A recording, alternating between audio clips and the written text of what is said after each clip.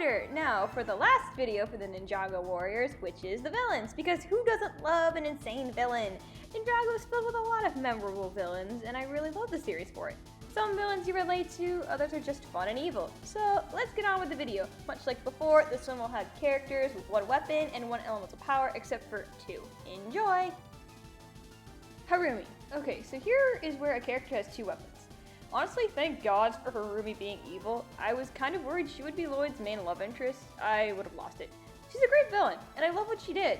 So I actually thought of two weapons for her, and both using the elemental power of destruction to fight. The first one I was thinking of was a Dominion Rod, like Zelda uses. Except she would summon the Colossus to fight. I think this can work. You have Harumi running around and beating her foes with the rod, then she can summon the Colossus to fight for her too. The special would be her making the Colossus giant and then grabbing her enemies and crushing it. Get the reference? And the second weapon would be her using the Mask of Deception to fight. I figured a moveset like that of Young Link would be the best. I believe the two of them can swing their sword around to destroy their foes. We all know she can fight with a sword too.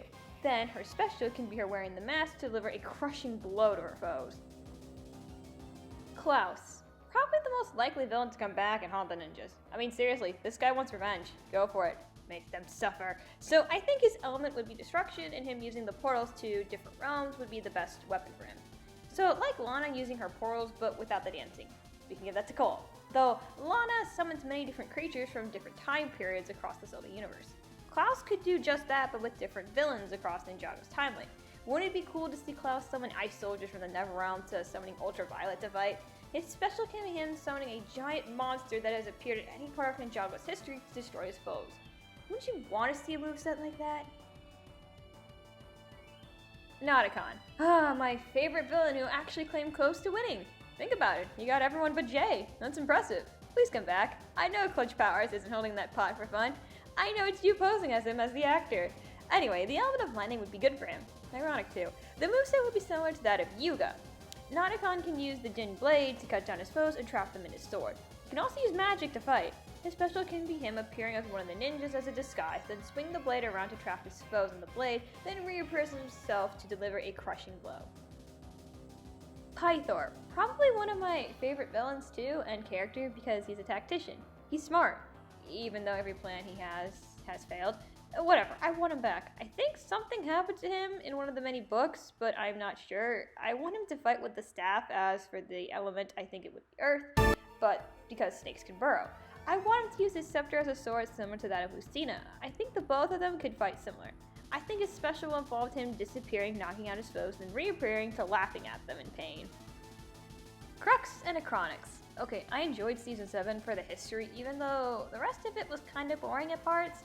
Crux and Acronyx are fun villains. I think the best weapon would be a time machine, though not as similar as to the one Cyrus Ford made. I was thinking something similar to that of Toon Link's Sandrod, where he summons a freaking train. The brothers would use the elements of time to fight as well. I can see Crux driving while Acronyx is the one throwing weapons at his foes. They can have combos where they speed up, slow down, freeze time, and rewind time on their foes.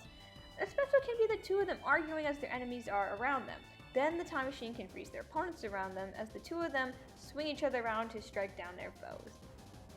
The Overlord. You know, I was going to use Lord Garmadon, but he deserves to be a good father for a little longer than 2 seasons, so I'll use the Overlord, specifically when he was a dragon. He would have the element of destruction and have a similar moveset to that of Ganon.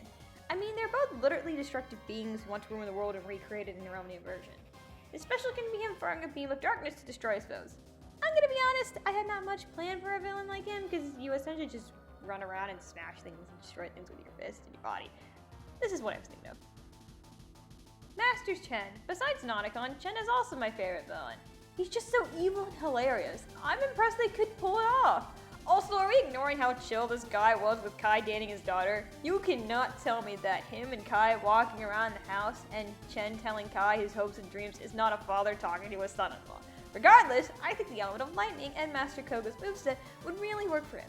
I mean, look how he fights! How can Chen not fight like that? Also, using his grunts to fight and throwing random items to destroy his foes. His special can be him using his chair and firing many weapons as he shouts buttons and buttons. He would just be so fun to use as a character. It's Calamari, or as I like to call him, Calamari. I am pretty sure he's gotta be the most hated villain of the series at the moment, at least for me. I wanted a wedding, not a funeral. Anyway, I have to admit, he has one of the coolest fight scenes in the series by far, which is riding a sea creature and flooding a city. Not bad.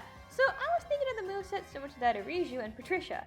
Prince Calamari can use Warriors and use the element of water to drown his foes. He can swim around to create tidal waves to wash his foes down. Then his special can be him waving his staff to create a whirlpool, then pointing it at it to make Warriors attack the whirlpool and strike down her foes.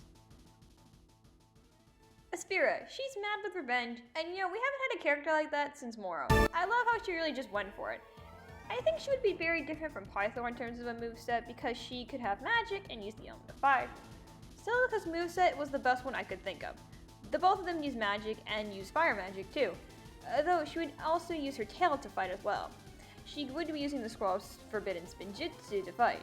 She can cast fireballs and knock her foes down using her tail. The special could be her creating a powerful ring of fire which can open a portal to banish her foes to the Nether Realm. Unigami. This is one of my favorite seasons, but it is mainly because I relate to Jay a lot in it. I love video games as much as him. I have anxiety too, as well as a wonderful boyfriend who has to deal with my loudness. I really enjoyed Unigami. He's a kid, true, but his outfit is awesome. I love the design. I also love how he really didn't hesitate to find the truth. I really feel like he would have a moveset like Ryoma with the element of lightning. He would fight with the Kitana since it did come from his game. He could command lightning and codes to defeat his foes. His special can be creating a wave of codes to bring his foes in a circle, then gather the energy at his Kitana to then cutting them down with his sword. Heck, a nice detail could be him turning his enemies into cubes. There you have it, that would be it for Ninjago Warriors, from the main characters to bonus characters and the villains. Again, the plot could be literally anything that brings these characters together.